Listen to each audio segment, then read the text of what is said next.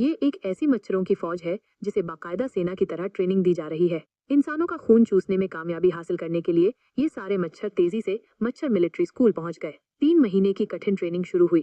केवल वो मच्छर जिन्हें ग्रेजुएशन सर्टिफिकेट मिलेगा वही इंसानों को काटने के काबिल समझे जाएंगे। पहला चरण था एक बेहद सख्त मौखिक परीक्षा। जो मच्छर इसमें पास नहीं हुए उन्हें सीधे स्कूल से बाहर निकाल दिया गया। लेकिन कुछ मच्छर ऐसे भी थे जो जन्मजात कमांडो थे। उन्होंने बिना किसी रुकावट के मेडिकल चेकअप पास कर लिया और सीधे क्लास में दाखिल हो गए। पहली क्लास, मौत से बचाव की ट्रेनिंग। मानव के थप्पड़ से कैसे बचा जाए इसके लिए खास चश्मा बनाया गया है जो मच्छरों की आंखों के सामने लगाया जाता है। परीक्षा में पास होना ही काफी नहीं है, घमंड मत करना, क्योंकि स्कूल में कभी भी सरप्राइज अटैक हो सकता है। अगर पहली परीक्षा में फेल हो गए तो सेकंड लेवल पर स्पीड की ट्रेनिंग और थर्ड लेवल पर रिएक्शन पावर की जांच होती है। इन तीनों लेवल को पार करने के बाद ही आप अगली क्लास में जा सकते हैं।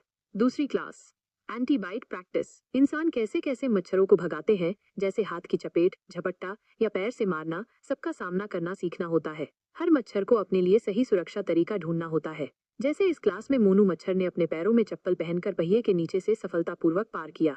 तीसरी क्लास, एंटी मच्छर स्प्रे से रक्षा।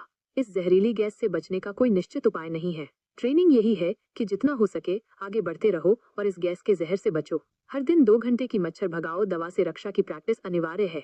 चौथी क्लास, मानव शरीर की जानकारी। इंसानों को काटने से पहले हर मच्छर को इंसान के शरीर की रचना जाननी जरूरी है। कहाँ काटना है, कैसे काटना है, सब सिखाया जाता है। थ्योरी के साथ साथ प्रैक्टिकल भी कराया जाता है।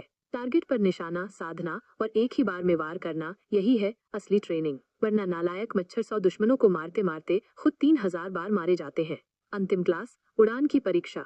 हर मच्छर को 8 घंटे की उड़ान प्रैक्टिस करनी होती है। परीक्षा में वही मच्छर पास माना जाता है जो सुरक्षित लैंडिंग करे। निष्कर्ष, इस मच्छर सेना में जो पास होता है वही असली खूनी योद्धा बनता है। बाकियों का नसीब सिर्फ मार खाना ही होता है।